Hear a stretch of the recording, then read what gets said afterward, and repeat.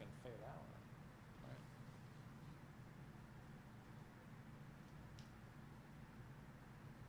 There we go. Well, good evening, everyone. I hope you can hear me. This is Brian Preiner of StarTran.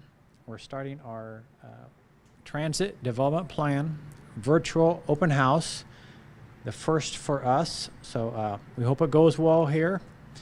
We hope we have some attendees who have logged on virtually. I'm also joined by our transit manager, Mike Davis. We'll be starting in a little bit. I would want to add that if you haven't already, please log on to the TDP project website and take our survey. And we also have paper copies of those. I can send one of those to you if you like. I guess we're ready to get started. I'll let our consulting team, Nelson Nygaard, do their introductions, and they'll go through the study. I believe we'll have go through a little poll as well later on. So I'll turn it over to Nelson Nygaard. Thomas, you're muted.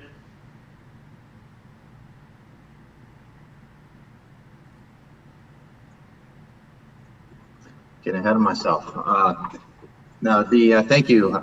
First of all, I want to say I'm excited to be here. Excited to begin the public outreach process from the Transit Development Plan.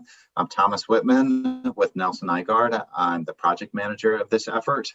I am, I'm also very familiar with Lincoln and its transit system, as I was responsible for some of the changes that came as a result of the previous transit development plan. So this is really an opportunity, and I love having these opportunities to see not just what went right, but also where improvements can be made. And one of those key pieces is listening and understanding what the community values are and what some of the things that were not done as a part of the last rounds, like where can we take that next step. So I'm looking forward to hearing from folks about that. Paul? Hi, everybody. My name is Paul Ludi with Nelson Nygaard. I'm also, I have some experience working in Lincoln, although not on the transit system, but on the downtown transportation study. So I'm the deputy project manager for this project, and we're really excited to kind of get kicked off on public engagement and to show you some early work that we've worked on the project. So. And I'm Peter Soderberg. I'll be one of the project planners on the project. I've been working in transit for about 5 years now, and I've been leading some of the existing conditions analysis tasks so far for the TDP. So looking forward to presenting some of those preliminary findings and then getting some additional feedback from you all. Great. So I'm going to start off with just simply saying, what is a transit development plan and what are we trying to accomplish here? And so there's a couple different steps, and it starts off with a look at like how is the existing transit system working?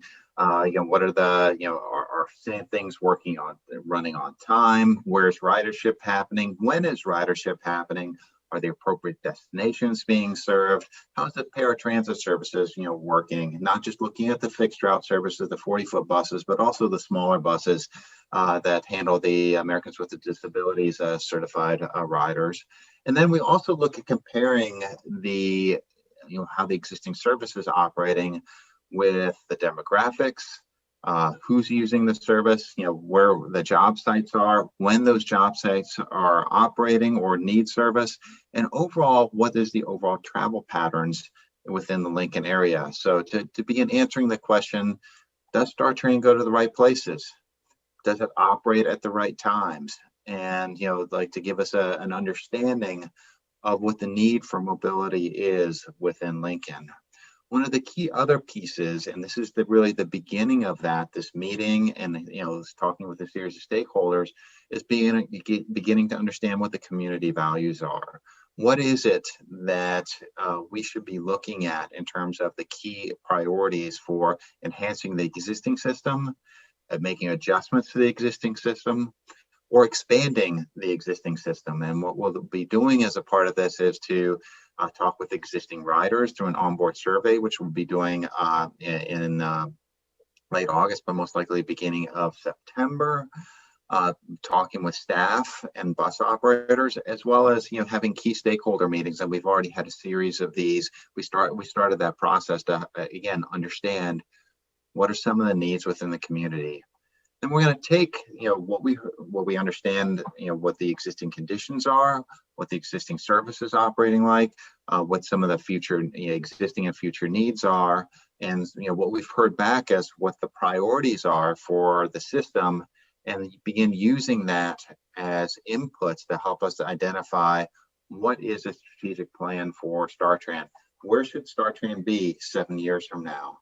And what are some of the incremental steps that are necessary in order to get there? So we'll look at this not only from what can we do within our existing budget, but what can we do and what are the next expansion priorities as we think about what the Lincoln region, how it's grown, where it's grown, and where the need for service is. So one of the next, so from a perspective of where are we in terms of our process right now, we've really started. We finished the existing conditions work. We're getting very close to understanding, the strengths and weaknesses of the existing services. And we're having a virtual town hall today in July. You can see from a schedule perspective, the schedule, we're anticipating, doing this from June of 2021 to February, March of 2022. So we're still at the beginning of the process. We have not made any recommendations. We're trying to understand what the local context is and what the local market is.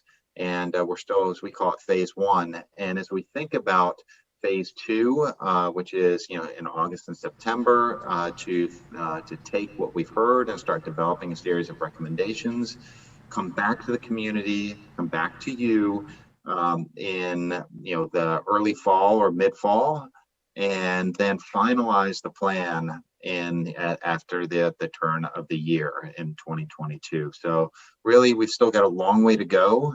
And there's going to be multiple places in the early fall and at the beginning of next year for there to be input as we use that input to develop alternatives and then ultimately refine where we want to go in the future. So that's a overall timeline. And I want to next turn it over to Peter to talk a little bit about some of the existing conditions and some of the preliminary findings we had, and then we're going to open it up to questions and answers about the process and about anything you might have seen from an existing conditions perspective.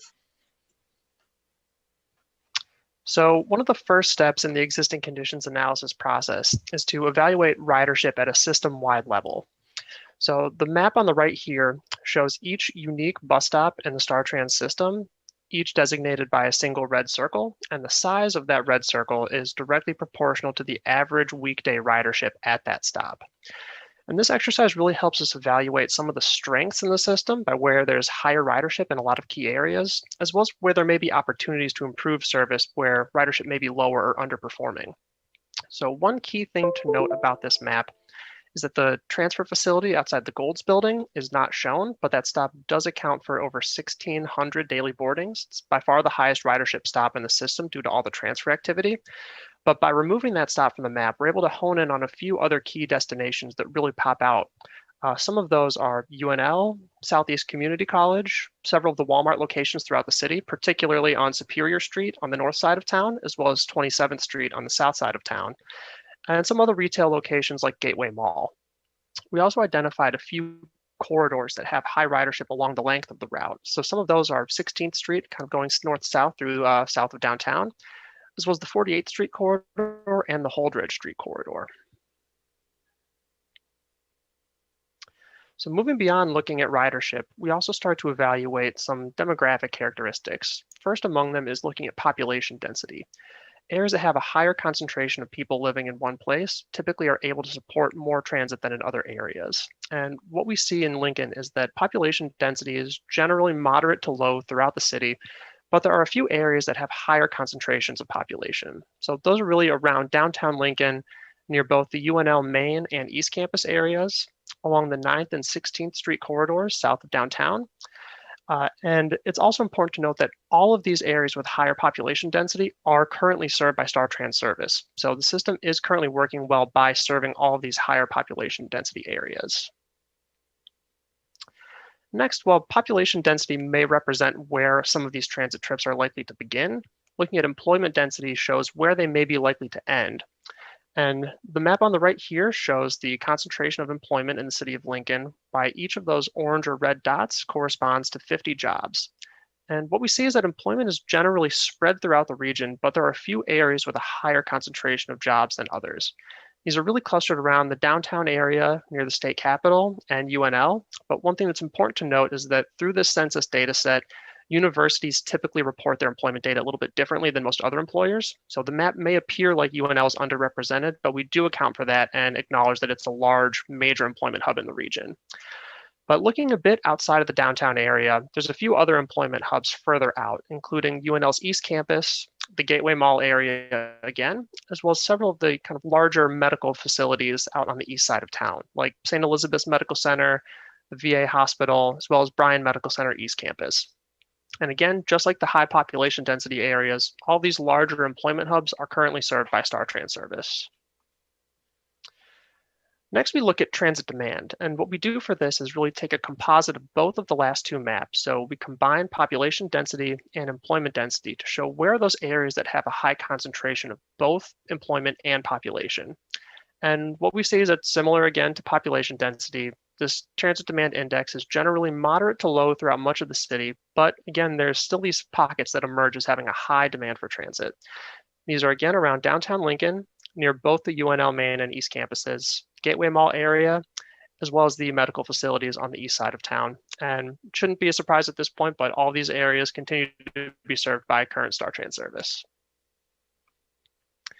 For the next step of the analysis, we really acknowledge that certain demographic groups or populations are more likely to ride public transportation than others. So we developed what's called a transit propensity index that looks at the concentrations of these specific socioeconomic factors to identify not just where there's a high concentration of people, but where there's a high concentration of people who are specifically more likely to ride transit. So this looks at concentrations of low-income populations, people with disabilities, non-white populations, renters as opposed to homeowners, as well as zero-vehicle households, and shows one combined index for where there's the highest concentration of these combined population groups. And what we see is that higher transit propensity areas are generally aligned with population density, with some of the key areas including both the UNL main and east campuses, some of the larger multifamily residential developments near Gateway Mall, some of the areas adjacent to the south of Cornhusker Highway, as well as several residential developments in South Lincoln, kind of along Old Cheney Road and Pioneers Boulevard between 56th and 48th Street. Next, just by overlaying the ridership data that we showed earlier, we see that most of these high transit propensity areas do correlate with higher ridership along the system. However, there are a few larger employment hubs or retail destinations where there may be lower population density, so lower transit propensity, but are still key destinations for people to reach. And those include, again, the Walmart locations spread throughout town, Southeast Community College, as well as some other employment locations like Kawasaki and the northeast side of town. And finally, moving beyond some of the demographic and market characteristics, we've also begun to look at on-time performance and service reliability. So what we did here is evaluate each trip for each route in the StarTran system to identify how frequently trips are arriving late or departing early or are operating on time.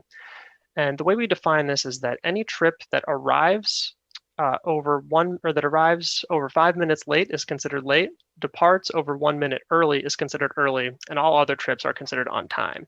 And this is really important for systems that have a lot of transfer activity, because if your buses are arriving late or departing early, you can miss your transfer and then have to wait for the next bus to come around. So this is really a key factor in ensuring service reliability and that the system is working for the passengers. So what we see is that on-time performance kind of has a range throughout the routes in the system. Some perform better than others, but generally most are performing pretty well with kind of over 75% on time. But a few routes like the 53, 54, and 55 are most commonly late, and Route 51 is frequently running early. So the next step in this process is to really go through route by route and identify where along the alignment these on-time performance issues are occurring and when throughout the day they're occurring. So we can look at making specific adjustments to the schedule or to the alignment of the route to make sure that we can improve service reliability and make the service as effective as possible.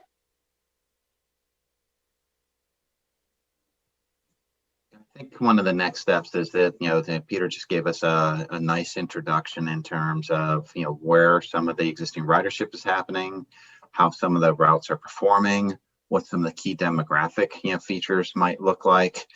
But that's only a part of the story in terms of helping us to understand what some of the needs might be.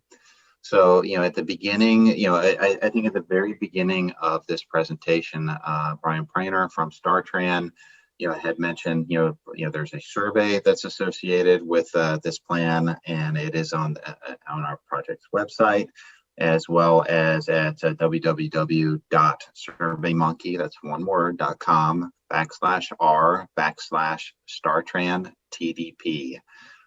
It's on screen, and if you want to take a screenshot right now as well, there's a QR code there as well. It's just a way that, we've gotten hundreds of responses so far, but it's a way for us to understand what are some of those needs out there. And so what, when I think about what are some of those needs, are there areas that StarTran should go that it doesn't go to right now? What are some of the highest priorities that you want to see StarTran improve? Are there times when StarTran doesn't run when it should run? Do you have concerns about accessibility or safety when it comes to StarTran? There's a series of things that it's in helping us identify what are the needs, what are the key areas we should be looking at, what are some of the expansion priorities we should be looking at, to help guide us in terms of what that would be. So I would strongly encourage anyone listening to this and watching this right now to go ahead and take that survey and help us understand what the regional and community priorities are for service enhancements. At the same time, I want to open things up right now for question and answer. If you have any questions about the process, how we're going to be doing certain things, certain questions about a particular priority. And again, I would encourage you to please fill in the survey as well. In addition to anything that you say during this process, we will be recording this, obviously, and we will be incorporating anything we hear as a part of this process into our summary of what the potential needs are. But I just want to make sure that the more we have everything in one place, just a little bit easier it is for us at the end to summarize things. So as a part of the Zoom, there is what's called a QA function, a question and answer function. And I don't know how many folks we have on right now, but it's one of if you have any questions, please put them in the Q&A function. And, this is something Paul will, read out the question. So, if there is a question, anybody can hear that. And then we'll do our best to try to answer that in terms of, and again, just like in terms of what the process is, what some of the priorities you want us to take a look at. Even if it's not a question and answer, if it's a comment about certain things and priorities, we'd love to be able to hear that. So hopefully, it looks like we've got 11 folks on right now. I don't know if anybody has any specific comments or questions about that that they'd like to ask as a part of this. We're here to listen. We're here to try to understand where improvements should be happening. So I'm going to give a minute or two if somebody has has any questions, comments. It's like, okay. This is Richard Schmeling, and I'm familiar to at least Thomas, who was here during the last update. I am the president of Citizens for Improved Transit here in Lincoln. We have kind of a moving kaleidoscope of things two things that I want Nelson Nygaard to be aware of is that recently I visited with a friend who works for Nelnet. Nelnet is a large employer here in Lincoln. They service student loans nationwide. We have an area in Lincoln called the Telegraph District. That area was the headquarters for the old Lincoln Telephone and Telegraph Company, and mostly everybody's going to cell phones, so they had a lot of surplus property. There's a lot of development that has taken place in that area. Nelnet took one of the large multi-story buildings and moved some of their people to that location. I've been told that there are 500 Nelnet employees who are going to be in that building in the Telegraph District.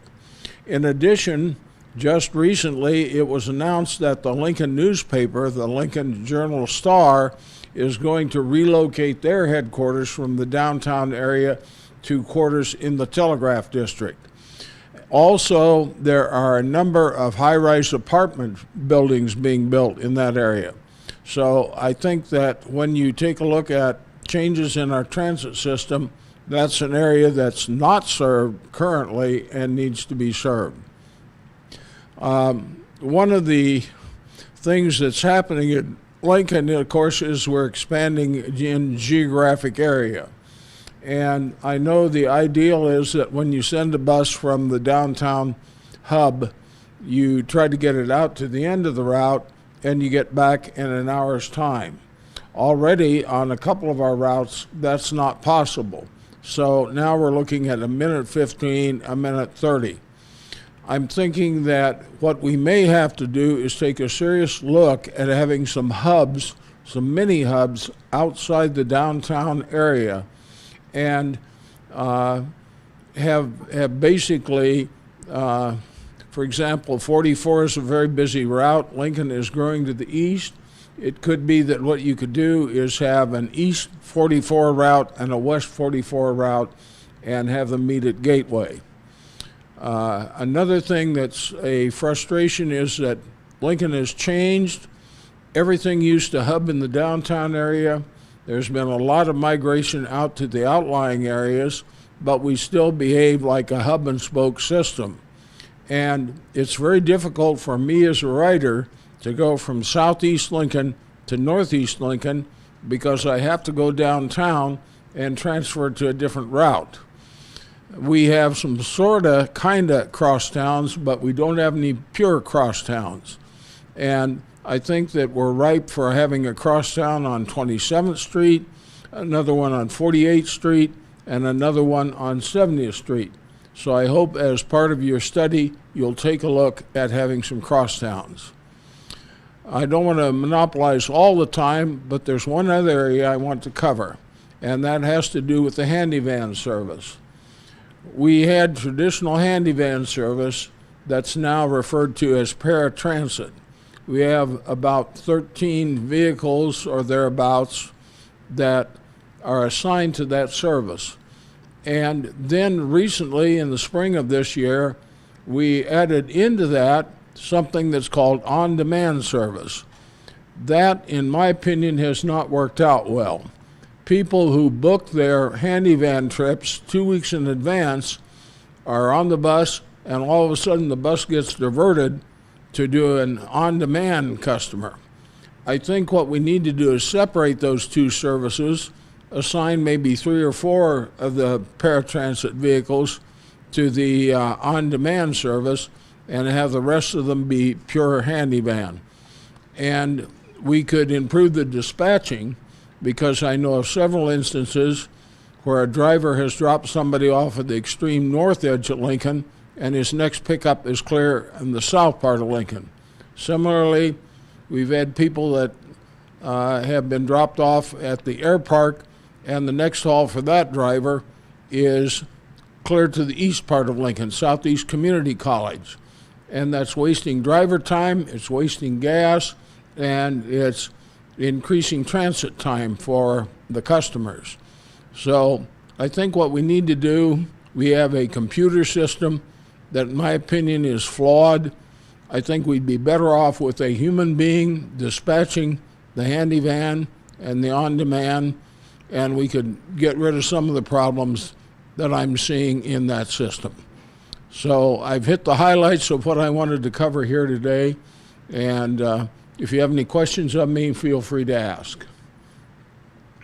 Let me respond to a couple of elements with this. First of all, service to and from the Telegraph District is definitely on our radar screen. It is one of the things that we're actively going to be looking at in terms of how do we best serve this, what is the opportunity, and like what is the appropriate service levels to there.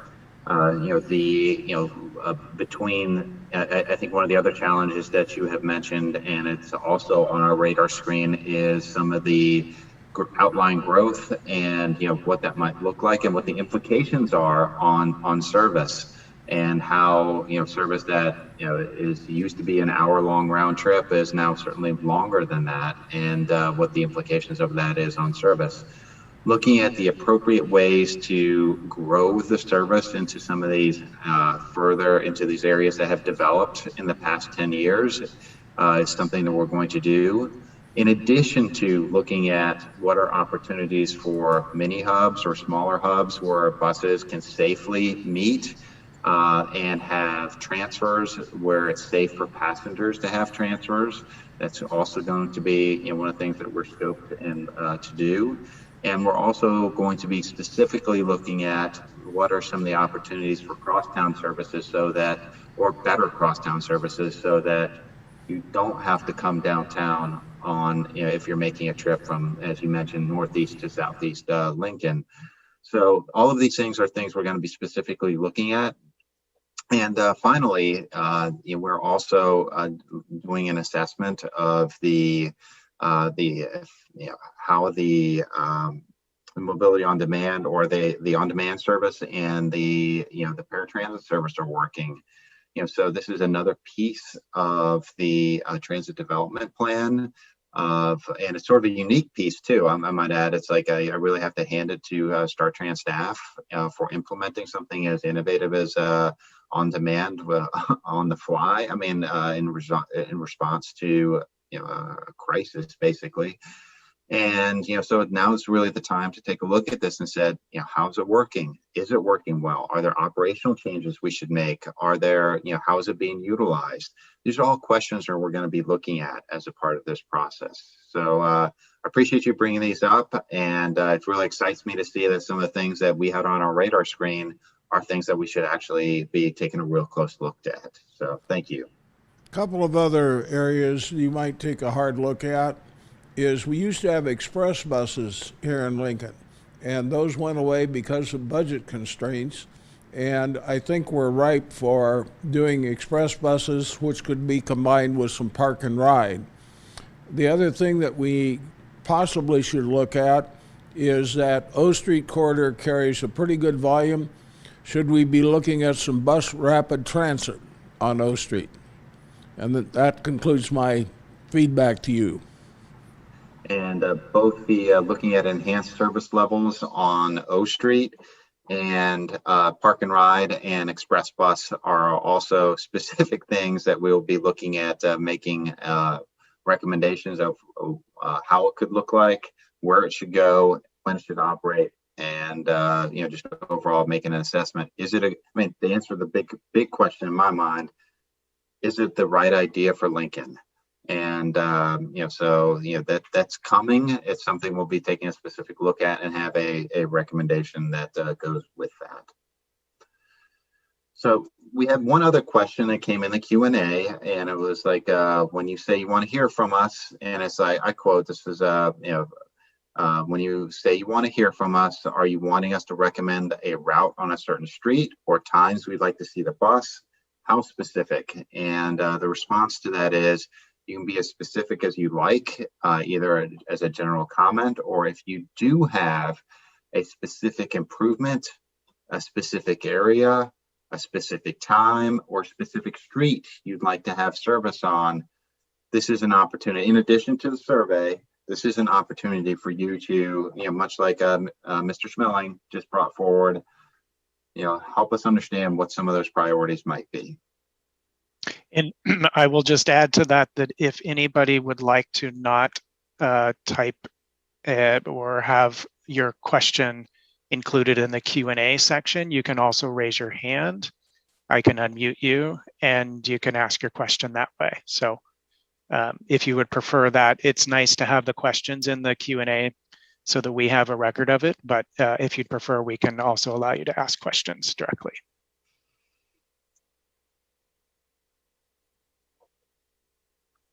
Okay, I'm gonna unmute. And Barbara and Brad, if you would like to ask your question.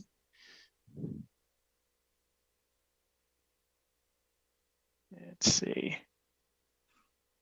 I think you would need to unmute on your end too. There we go. Hello? Yes, we can hear you now. Thank you. Okay, this is Barbara. I did the survey, but at 81% of it, it thanked me and didn't show me the rest of the questions. I'm not really quite sure why that happened. But one thing that there didn't seem to be a place for was commenting about the fact that when filling out the thing about how often you ride or that kind of thing, the pandemic meant that we weren't riding, but that isn't really an accurate view of what ordinarily would be happening. And so there wasn't a way that I could figure out on that survey to address that. That I think that there may be skewed ridership numbers based on the fact that a lot of people weren't riding as much as they might have been during that particular time frame. Mm-hmm. Okay. That is an ongoing challenge. I mean, it's a unique challenge right now. And there was I've had the same question or asked a variant of this question, multiple times. And it's like, were you a rider 2 years ago? Or, really, it's like, I don't want to say, we wanted to say this is like, take it with a grain of salt in terms of, are you a rider or a non-rider? I think all of our behaviors, or a large number of our behaviors, have changed. I know I was a almost everyday rider, and for the past year and a half, I just haven't been. I certainly have taken trips on transit, but nowhere near as close as much as I used to pre-pandemic. So there's an understanding with that. I think the idea in terms of like why it ended at 81%, there's some skip question logic in there. So it's even though it may have said only 81%, based on how you answer some of the previous questions, that's that's what you've answered the question. So Okay. It's not, you weren't missing anything.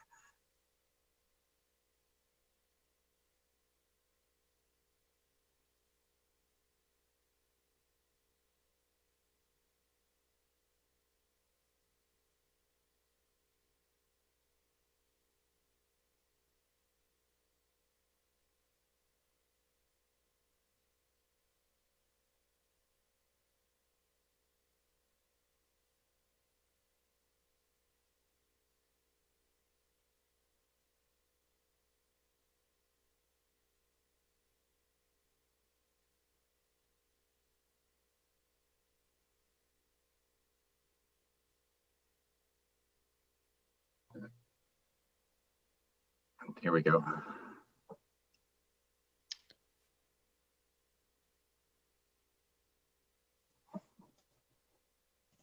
Okay, I think you can. You should be able to unmute yourself. There you go. Okay, Brad. Yeah, this is Brad. Another reason, though, that Barbara and I haven't been riding as much is not just the COVID, but also every time you guys improve the bus system, the bus stop gets farther away from our house, and it's quite away from our house now. Text field is editing. Word mode. Insertion point and start. Use the ruler to access misspelled words. Speech off. Were you able to hear him? Yes, it's Okay. that the bus stop is, is further away from the house right now, and I'm assuming this is a request. Please don't move it any further away from your house.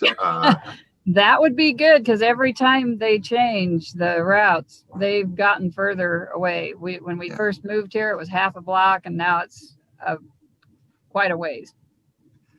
Yeah, and I mean, that was certainly one of the big changes that came out of the last transit development plan. And for better for worse, I mean, you're talking right now to the person who is most likely responsible for that.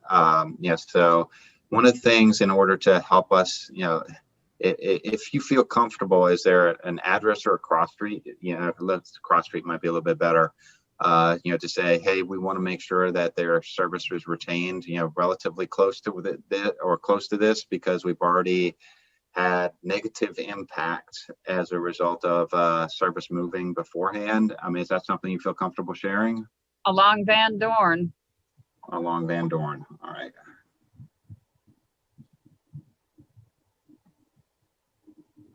Right. Thank you. Thank you. Had another question come in. It's like on the Q&A, and I'm going to read it. I guess the time points might need to change. Route 49 never spends 9 minutes from Walmart to Adams and 70th. So what drivers do is wait until the Walmart till late and depart, but the rest of the schedule is tighter. So does the Route 53. They wait more in the Edgewood, but they're usually late for downtown, which is bad for transfers.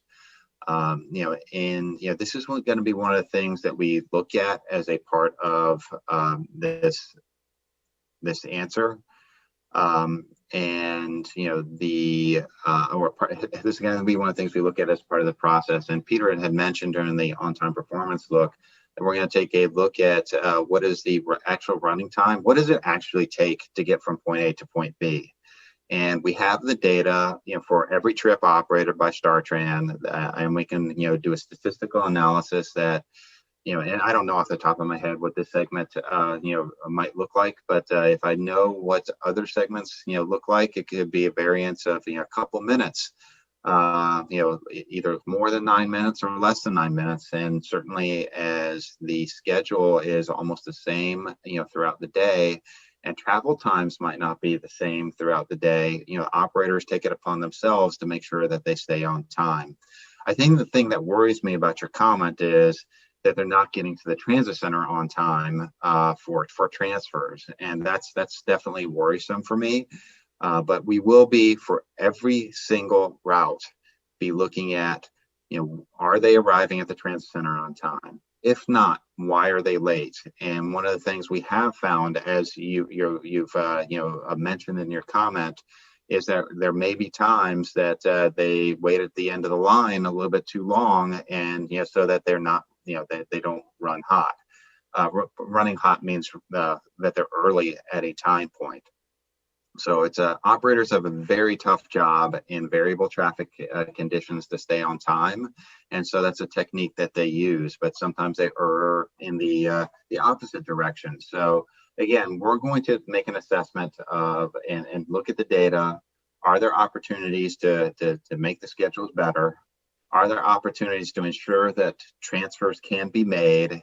And are there opportunities to make sure that you, as a customer, know that the service is going to be reliable?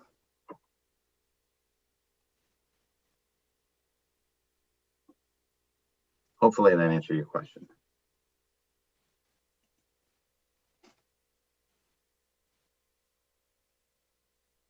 Any other questions, comments on process, things to look at? I think you're already seeing, in terms of what Mr. Smelling had mentioned, and some of the comments on on-time performance, serving certain locations, that this is like a giant jigsaw puzzle in many ways, where there's a lot of different competing elements that we have to take into account when we look at making as one change in one area, which might seem really minor, might have profound implications on other people, further down the line. And, so, we're always trying to find the balance and trying to find that right combination that ultimately puts more, solves or enhances mobility in Lincoln, causes more people to use the service, helps StarTran recover from the COVID, ridership declines, and ensures that StarTran is sustainable financially and has a path, to continue to be a important part of the mobility puzzle in Lincoln. Thomas, this is Richard again. I neglected to mention something that I had intended to mention, and that is that we have a route that's a very low performing route, and that is the Route 56, the Sheridan route. And what I would like to have it do is do a little more work. What it is it's basically a big giant loop from downtown back to downtown. And I think we could improve ridership on that route if we would extend Sheridan down to South Point, because that would be a shopping destination for people. It would also allow them to interconnect away from downtown with routes 53 South Point and Route 13, South 13th Street. I've ridden that bus for a period of time. I've timed it. It seems like every time I ride it, it arrives at the time points early and the driver ends up killing time. And I suggested this some time ago, but I was told, well, sometimes during rush hour, with the timing we have now, we need it to be timed the way that it is. But I think that's one that we could take a look at. That would be some fine tuning, and I think we could increase ridership. Every month, I attend the StarTran Advisory Board meeting, and we find that that route is either the lowest in ridership of any of the 13 regular routes, or it's number 12. And it just seems to me that it could do more work and more productively use the time on that route. I appreciate you pointing that out. It is going to be one of the things we're going to take a specific look at. Okay, we have another question that just came in too. The question is, why are you looking at rebranding when there are more pressing matters? I mean, I could probably start this off, and one of the things is that I don't think we're necessarily looking to rebrand. I think we're gauging a sense of whether or not it's an important issue. So I think that's really what that question was about. It's not necessarily that the name StarTran is bad and we're looking to do something different. It's more gauging interest in that. Yeah, and I will also say that is something that it was a question. It's not something that we as a project team are tasked to do, but there was just a level of interest in being able to ask that question to again gauge, is this a priority, and clearly by how you framed your question, you've definitely felt like there's more pressing issues than this right now.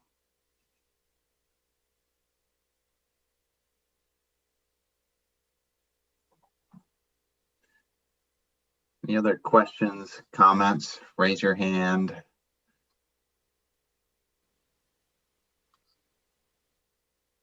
Comments on the process, what we should or should not be looking at.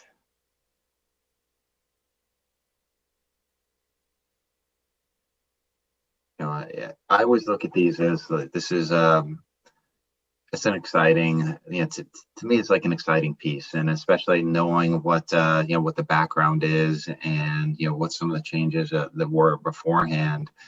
It is an opportunity to tweak, see what worked super well, and certain routes like the Sheridan, what didn't work so well, but really to say how can we do better. And one of the things that I have been very encouraged about is the level of responses on the online survey, to help us gauge, what some of the priorities would be. And so, if you have friends, family, coworkers, anybody, over the next couple of weeks, if we can, continue to drive folks to that survey to help us, the more responses we get, the more comfortable I feel about that we're trying to solve the right things. We're not looking at this for change's sake. Quite frankly, we're not, I'm not anticipating that like 7 years ago, we make changes to almost every route. It's really, what is that fine tuning process? Where can we do better? Where can we enhance the crosstown service? How can we improve connectivity in places where connectivity doesn't exist right now, but without, making massive changes to the system. So it's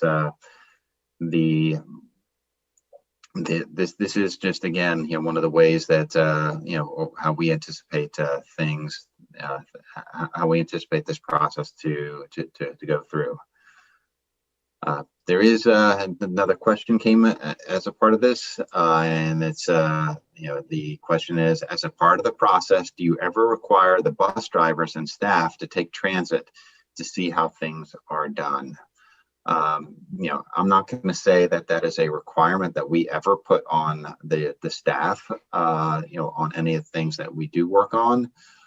But it is one of the things that before we make a series of recommendations, and there will be a time in September where we will be following buses, talking with staff, and understanding the operating conditions that the operators are seeing, by seeing firsthand where some of the bottlenecks are, where some of the traffic constraints are, and what some of the street conditions are that passengers and customers need to navigate.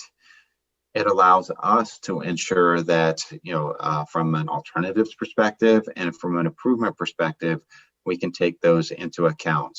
It's crucial for us to be able to understand not just, again, what ridership is, what passengers' desires are, what non-riders' desires are, but also have a thorough understanding of the exact operating conditions that bus operators deal with day in and day out. And I also want to mention, in September, we will be talking with operators to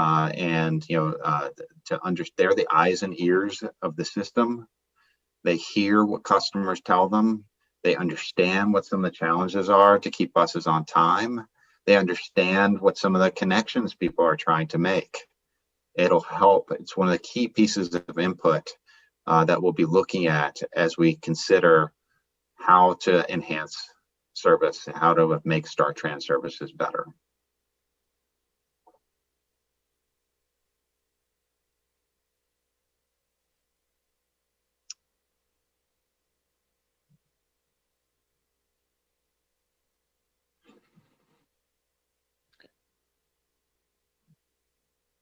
I don't know if there's anything else, any other questions. We got another raised hand right here. Okay, you should be unmuted there. Hello. Hello there. This is Brad again. One of the questions I have is, I am a veteran, disabled veteran, and I'm wondering, why did the bus not actually go to the new clinic building? Dictate button. Speech off. That is historically a good question that I don't have an answer for. If there's, if somebody from a StarTran staff can speak to that, Brian or Mike, is there a story behind that? Yeah, Thomas, this is Brian Preiner, StarTran. We had worked with the VA clinic a number of months ago. They built a nice clinic, but just didn't build enough room for a full-size bus to get through the parking lot. So we're continuing to kind of knock on the door of how we can get more presence at their clinic. So we're going to continue to press that issue with them.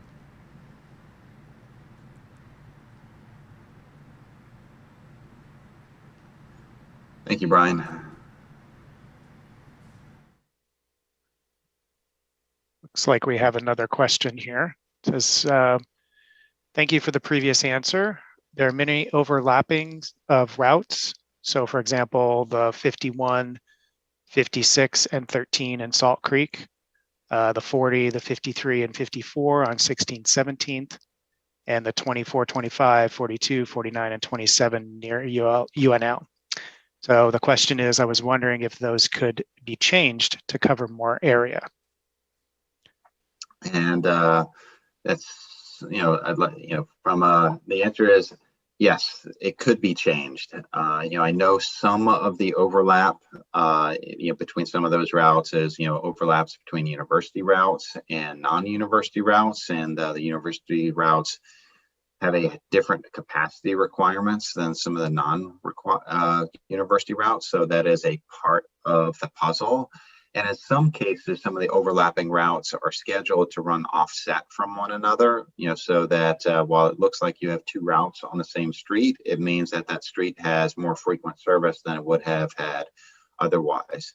But overall, one of the things, you correctly identify, if you have buses running behind each other, coming into Golds, we're going to want to see, are we getting the right bang for the buck for that? And, that certainly, if we're not, looking at alternatives, looking at making adjustments to serve more areas, it's certainly on the table. So it's as we take a closer look at what the ridership route level ridership patterns are and what the schedules are and how they work together, we're going to be making an assessment on this very thing.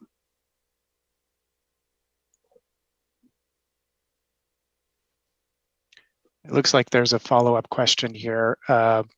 Drivers do have a lot of info, but I think they also need to be a passenger so they can experience how it feels. So many drivers slam on the brakes and whip around corners. So, yeah.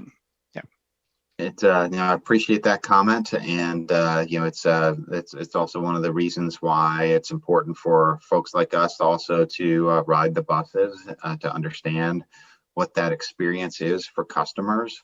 Ultimately, we're in we're in the mobility business, but we're also in the customer service business. If things are not as pleasant as they can be, folks are going to use our services less. And, we're in the business of trying to carry as many folks as we can, given the resources that we have. And, every customer that is turned off by a non-positive experience is a customer that's much harder to get back in the future. So it is, this is from a field work perspective, trying to experience that is on our to-do list. And, looking at that is very important as well.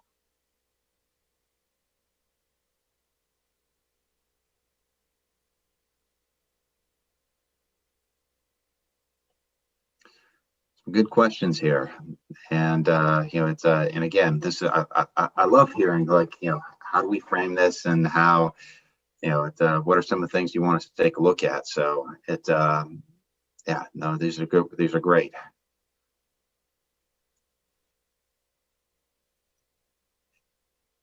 Anything else? Anything else comes to mind?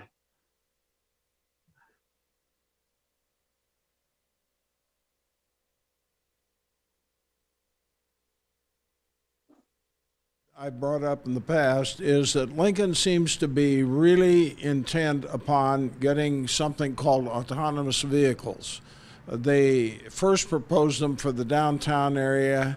I thought that was bad because the technology isn't ripe yet.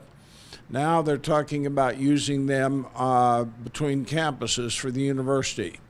To me, the most sense is you use the autonomous vehicles to Like, for example, the one person commented it's a long way from where they live to the nearest bus stop.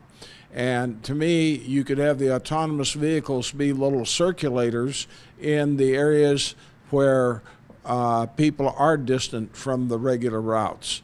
And Thomas, you did a great job of rerouting things, but you created something that I call transit deserts here in Lincoln, where there are large areas where you just have to walk a long way to get to the nearest bus stop. And so I would hope that you might at least take a quick look at using autonomous vehicles as circulators to help that problem out. Yeah, I think Lincoln is in a unique position with the partnership that is ongoing right now to test autonomous vehicles.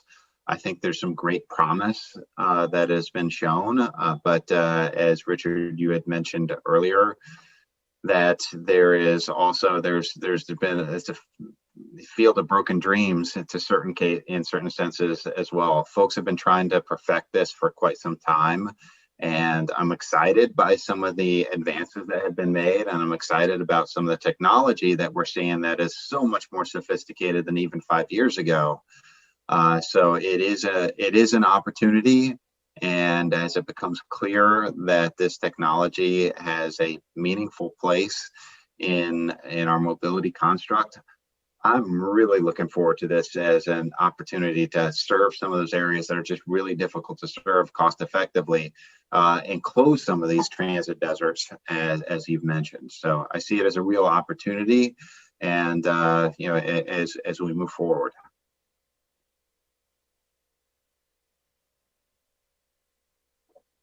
Got a couple minutes left, so if we have time for maybe one, maybe two different comments or questions, I appreciate at least one commenter saying that it's like thank you for looking forward to how this turns out. We certainly are too, and you just wanted to see if there's any final closing thoughts, closing questions, or closing comments on anything you've heard so far as a part of this Q&A.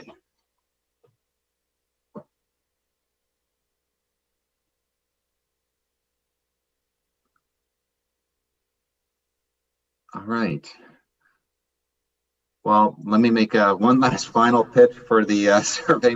For a survey, we do have a project website. Is linked to StarTran's website. There's a project page that we will be updating on a regular basis, showing as documentation becomes available, so that you'll be able to see our assessment of how things are, the existing conditions, and come September, or shortly after September, in the early fall, we'll be introducing 3 different potential alternatives how to enhance mobility, and those alternatives will look at additional crosstowns. They will look at additional hubs in outlying areas. They will look at how do we serve some of the growing areas that don't have service right now, or some of those areas that aren't necessarily growing but don't have service right now. And we'll look at how do we enhance transfers at goals, even the existing facility, and what a potential move to a different downtown hub will look like. We've got a lot of different moving pieces here. A lot of